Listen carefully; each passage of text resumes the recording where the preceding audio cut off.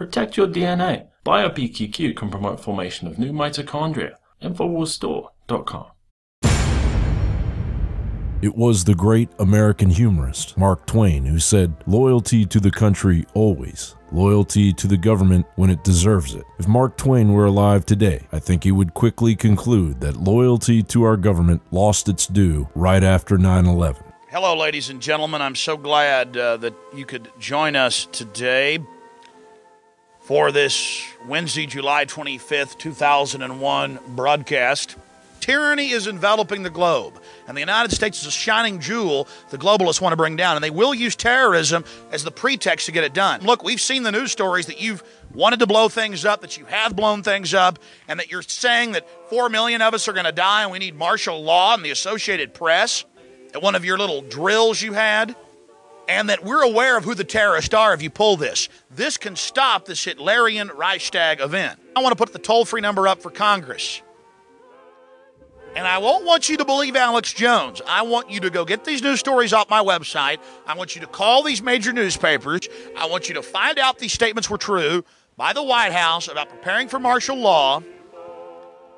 And I want you to let them know that if there is any terrorism, we know who to blame. We have a Congress that has an approval rating that is no longer detectable by current technology, a growing public awareness that the war of drugs has been manufactured by the CIA and organized by the DEA. If you want to collect content on the American, then a court order is issued. They are not, the National Security Agency is not listening to Americans' phone calls, and it is not reading Americans' emails. None of these programs allow that. As a matter of fact, the Patriot Act and that part of that 702 says it is expressly prohibited by law that you can read and wholly surveil domestic email traffic in the United States. Because even if you're not doing anything wrong, you're being watched and recorded, and the storage capability of these systems increases every year consistently by orders of magnitude. You simply have to eventually fall under suspicion from somebody, even by a wrong call,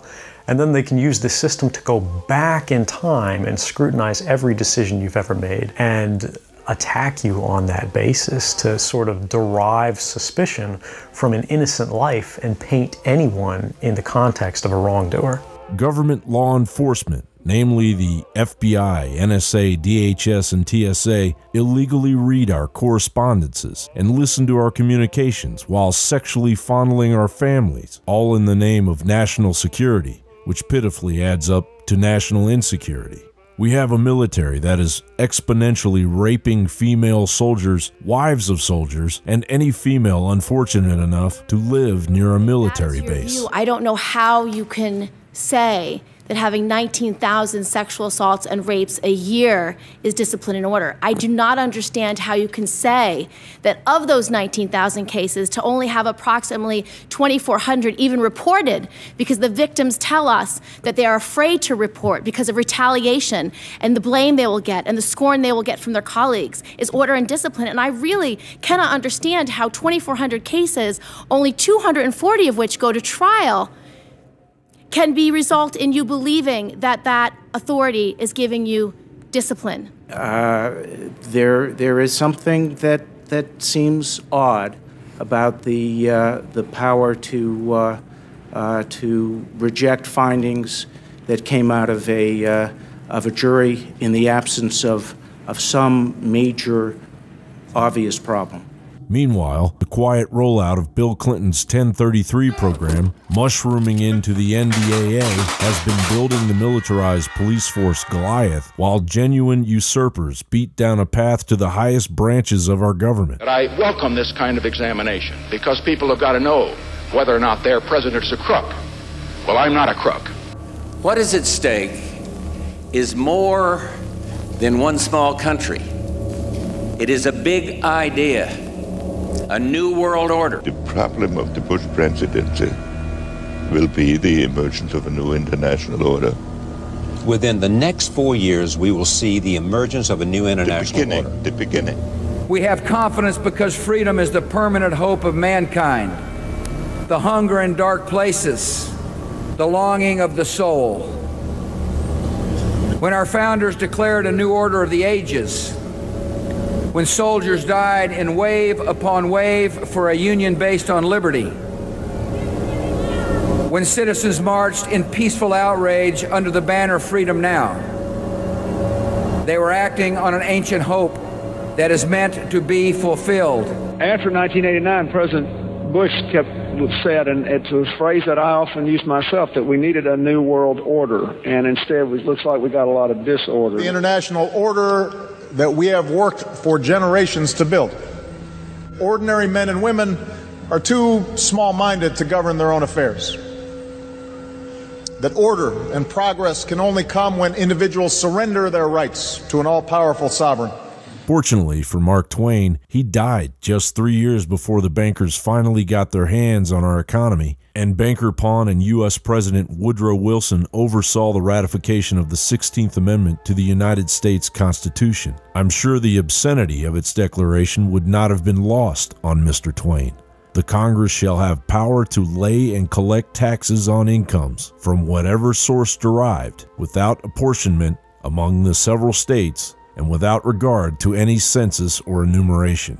The resulting Internal Revenue Service became so bloated with hubris after 102 years that it now gives promotions to IRS employees that cheat on their own taxes. In approximately 60% of the willful violations, the IRS managers refuse to fire the guilty employees, and the directors of the Internal Revenue Service target patriotic Americans now, as if they were the enemy. And if Mark Twain were alive today, well, I would be ashamed to explain to him the abject putrefaction that wafts through the halls of the Environmental Protection Agency. I would ask him to please cover his ears while I explain to the rest of America that EPA employees are regularly reprimanded for defecating in the hallways of the Denver, Colorado regional office, and that the watching of pornography on government computers during work time at the EPA has become so commonplace that EPA employees have been caught watching hours of porn, harassed the female employees, and were then promoted. It says 2010. When did we discover that he's? When did we discover he's looking at the porno? I believe the information came to us within the last 6 months. Last 6 months, and we gained the info. We acquired that information. But something needs to be changed. When people are breaking the law, when you have this GSA 14 sitting there abusing his position, his salary, ripping off the taxpayers. Somebody told me he's still on the payroll. Is he on the payroll, Mr. Yes, Wayne? he is. This is so offensive. It's unbelievable. I guess I'm thankful that Mr. Twain isn't alive to see all this, knowing that there was a time when America wasn't a shell of its former providence and glory. As dismal as it may seem, Mr. Twain wouldn't want you to forget America when he said, "It's not the size of the dog in the fight, it's the size of the fight in the dog." John Bound for Infowars.com.